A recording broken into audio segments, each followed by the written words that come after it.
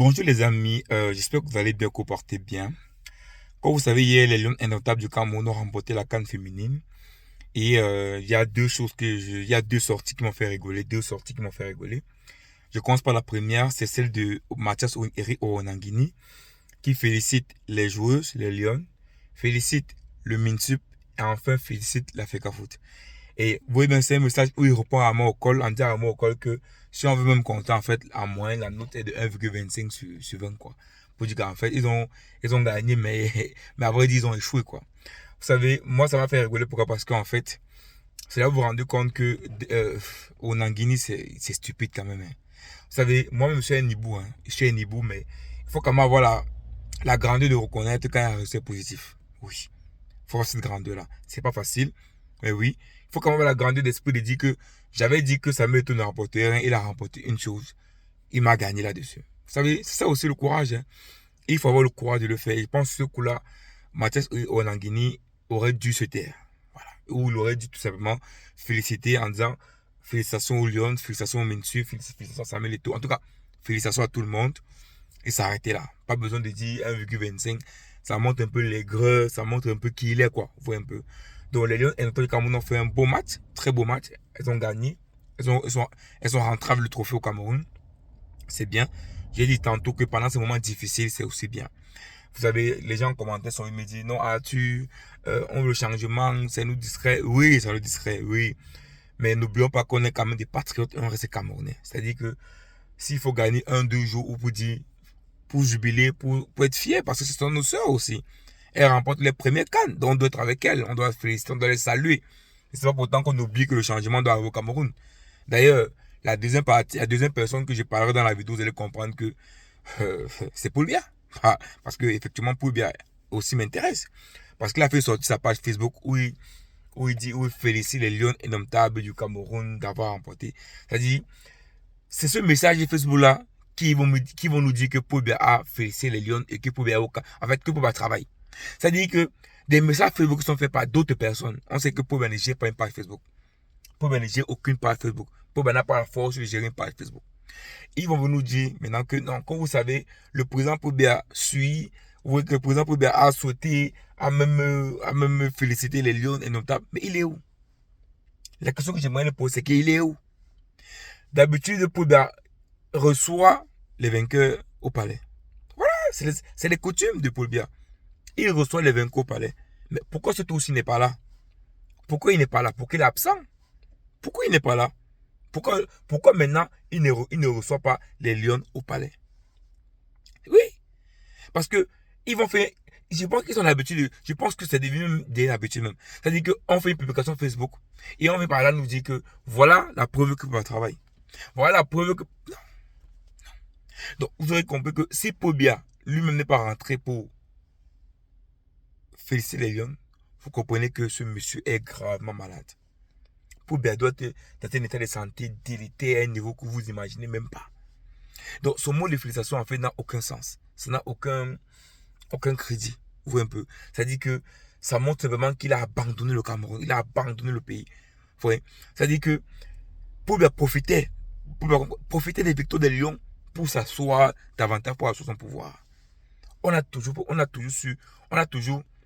vu Paul Biya sous cet angle-là. C'est-à-dire profiter des victoires des lions, même des lions maintenant, pour pouvoir profiter de ça politiquement. Paul Biya a toujours fonctionné comme ça. Donc si vous imaginez que lui n'est même pas là, ça veut dire qu'il n'a même pas le temps, il n'a pas la force. C'est que politiquement, il est même plus capable d'utiliser la victoire des lions à son avantage. Ça veut dire que le gars, voilà, le gars n'est plus là. C'est bon pour lui, quoi. Vous voyez un peu, c'est bon pour lui. Voilà la vérité. Ça fait combien? Ça fait aujourd'hui 55 plus 17. Ça fait 56, ça fait combien? 72. 72 jours pour le hors du Cameroun. Il n'est plus là. Je vais encore le répéter. Nous, on va pas se fatiguer, les amis. Je vous dis que les gens vont dire, vous fatiguez. On va seulement parler. On va seulement répéter et répéter encore. Parce que oui, ça nous pose problème. Les Lions ont gagné, c'est beau, c'est bon. Mais est-ce que un message Facebook était suffisant? C'est suffisant. Un message Facebook. Un président qui dit à la jeunesse, ne quittez pas le Cameroun, restez au pays, lui-même il est parti. Lui, il est parti. J'ai même vu un message même du Premier ministre qui dit que Papa Paul Biya, Maman Chantal Biya, vous voyez un premier ministre, tout un Premier ministre. Tout un Premier ministre qui dit Papa Paul Biya, Maman Chantal Biya. Vous imaginez ça? Comment on a rendu, c'est-à-dire qu'un Premier ministre enfant, il devient bébé. Chantal Biya, même qui est sa petite soeur de loin, et il devient bébé devant elle. Maman Chantal Biya, Papa Paul Biya. Vous imaginez ça? Tout un Premier ministre. Regardez comment il se comporte comme un enfant. Parce que Paul Biya a un enfant. C'est-à-dire qu'il a infantilisé tout ce gouvernement-là.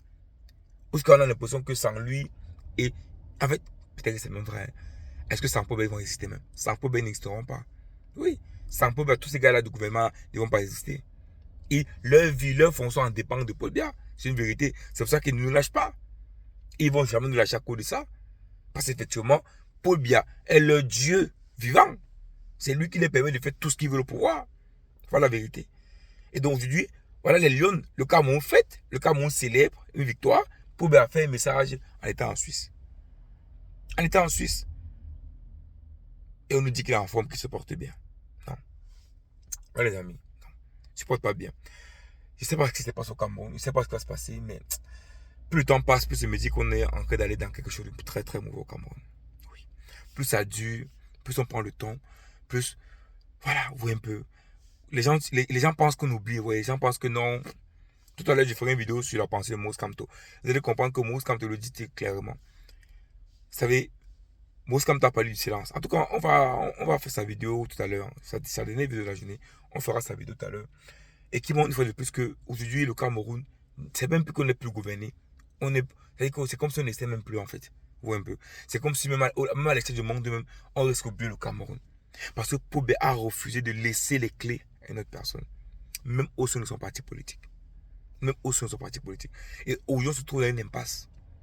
Oui, le Cameroun, aujourd'hui, à l'heure actuelle, le Cameroun se trouve dans une impasse. On ne sait plus quoi faire. Même ceux qui sont là au sommet ne savent plus quoi faire. Parce qu'ils ont tellement dit que Paul Biya se porte bien, que même quand ça va mal se passer, ils ne sauront même pas comment le dire. C'est ça la vérité. Comment ils vont le dire? Si Paul Biya aujourd'hui même mort là, ils vont dire ça comment? Ils vont commencer comment pour dire qu'il est mort? Ils vont commencer par où? Ils vont toujours dire qu'il est bien important, qu'il se portait bien. Aujourd'hui, quand le Cameroun célèbre, le Cameroun est en fête, lui n'est pas là. Il n'est pas là. Parce qu'il doit se soigner. Alors les amis, c'est malheureux. Hein. Moi, à chaque fois que je fais des vidéos sur le Cameroun, moi je me dis que j'espère qu'on va se réveiller un jour. Les Camerounais auront pris conscience que le Cameroun les appartient et qu'ils se réveilleront. Moi, c'est l'espoir. Et vous savez, je pense comme un politicien avait dit, le réveil des Camerounais viendra tout seul. Et nous, on attend que ça. On attend le réveil, l'orgueil des Camerounais, le réveil personnel pour reprendre notre pays en main. Et non, on peut espérer que cela arrivera dans les prochains jours. C'est l'espoir qu'on peut avoir. Ciao.